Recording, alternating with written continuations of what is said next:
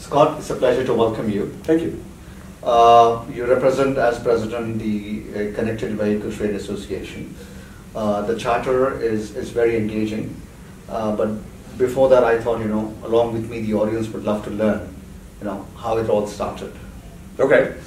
It really all started in about the year 2000. All 12 automakers wanted to have a pre-competitive consortium where they could consent on how devices inside the vehicle communicated with each other. Because if you were a tier 1, at that time you made a completely different connection for, say, a radio for one automaker than you did for another. And it was all below the dash, so it was all non-differentiating for the consumer. And it was driving cost. So incorporated a group called the Automotive Multimedia Interface Collaboration for them. And because of antitrust reasons, one automaker can't be over another automaker. And I spent most of my career in aerospace. And so they brought me in as executive director, and over 4 years we developed about 3,800 pages of specifications. So what's now the Bluetooth hands-free profile came out of that group. The SAE common message set was developed there. In 2004, when we'd finished all of that work, and I was going to take the organization into denouement, I sat the automakers down and I said, now that you've consented on how to communicate inside the vehicle, you need to work on communicating outside the vehicle. Because if we don't, things like phones and tablets, and at the time, PDAs, would take that place, and they're very distracting. So I incorporated a new entity form called the VII Consortium for Vehicle Infrastructure Integration, wrote a $54 million cooperative agreement between the federal government and the automakers to develop DSRC, Dedicated Short Range Communication. And I was the first president of that organization. I also then trademarked the term connected vehicle, and I held it until 2010 so that no one company could call their solution the connected vehicle. And then I force abandoned it so everyone could now use it. In 2005, the automakers realized that they only dealt with the tier suppliers. But there was a lot of other industries that needed to be involved to build out the ecosystem. You needed switching, you needed backhaul, you needed networking and processing and computation and analytics. So they asked if I would create a new kind of trade association, one that many different industries could participate in equally. So I incorporated the Connected Vehicle Trade Association, and in 2005, the founding board included 12 industry sector leaders. So besides having a Delphi and a Motorola and an Avtech, we also had an Intel and a Cisco and a Verizon. And now there's 18 different industries that are represented in 12 different countries around the world. And over the last 12 years, we have executed on developing things like the Connected Vehicle Proving Center. We've created the Connected Vehicle Professional Credentialing Program, which is 100 hours of coursework to understand what all this space is. We coordinate with a number of different entities worldwide so that we can ensure that the solutions and architectures that are being created are common, because our goal is for 0 deaths, and that has no border. It's a comprehensive work. The important thing to understand from you is when all these competitors come together, how much of an agreement actually takes place and how much of competition still stays with them? And on what levels do they agree on certain things and what level they still compete? Well, we're not looking for the companies together to create the architecture. We're helping them to be informed. For example, if you have a service or a product, you may not know whether to have that information communicated over satellite, over Wi-Fi, over cellular, or DSRC. You may not know whether you should put it into an embedded unit, an aftermarket unit, a carry-in device like a phone or a tablet.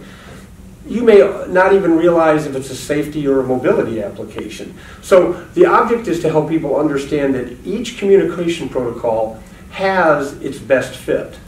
Each device type has its best use. And each product, if you're a personal navigation device, it's not safety, it's a commercial service. If you're V2V, that can only exist on embedded or aftermarket on DSRC. If you're a mobility application, which is the responsibility of the state and local transportation departments, it could be on satellite, Wi-Fi, DSRC, or cellular. And it could be embedded aftermarket or a nomadic device. So it's to help them understand where this panoply exists, because what's happened in this space is as companies that were outside of automotive came in, they may have had a Wi-Fi solution. So their definition of a connected vehicle only has to do with Wi-Fi, or may only be cellular. And with the latency, with the slowness that cellular has, it can't be used for safety applications, for example. But unless you're a radio frequency or communication protocol engineer in your company, you may not know that. But if you're an insurer, you don't have those people working for you. So it's important to have a place where you can go to get that understanding and to meet those players in that environment. The other thing to understand from you is how much of government support is required to implement this, because this is a good lesson for especially the developing economies. Well, that's interesting. It depends on the government. We have a director of China region in Shanghai. I have a director of our India chapter in Pune. The Minister of Transport from India had reached out to me last year and said, the way our government works, we'll never have somebody define what a safe, efficient transportation vision is. Right. So had me come over to Pune, have a conference, help people get an idea around what this whole idea was about, and get them moving forward. Because the solutions that you have in Europe or US or China don't necessarily work in other places in the world. I'm on the 6-lane boulevard in Pune, and you don't just have trucks and cars and motorcycles and tic-tics. You have rickshaws. Some stretches you have herds of troops of monkeys. In the morning and the evening you had water buffalo coming to and from the winter. And at one point I passed a camel. Now, you can't say to this culture, hey, you can't have these things on your road. You have to figure out, okay, what technology exists, and maybe it's RFID ear tags. We don't know what it is, but let's figure out a solution that accommodates that. And once you do, then you can find that I was in Casablanca in July, and in the Northern Sahara, there's a lot of the same requirements that they would have. So whereas a solution may not be transportable from Germany or the US to Bangalore, a solution for Bangalore might be transportable to Marrakesh. And so that's important because right now, one person dies every 4 minutes in India and China. You know, we have to get rid of that. Technology can solve that problem. But we have to solve that on a cultural basis. We have to solve that based on how governments work and interact. We have to figure financially, given the different economies of the world, how you fund what you do and where the funding comes from. So that's one of the reasons that events like this are so important, because we want people to see that there are opportunities for making substantive gain, social, financial, economical, all the things that are beneficial to society when you stop killing people on the roads. How easy is it then to convince entrepreneurs and investors to look at these opportunities?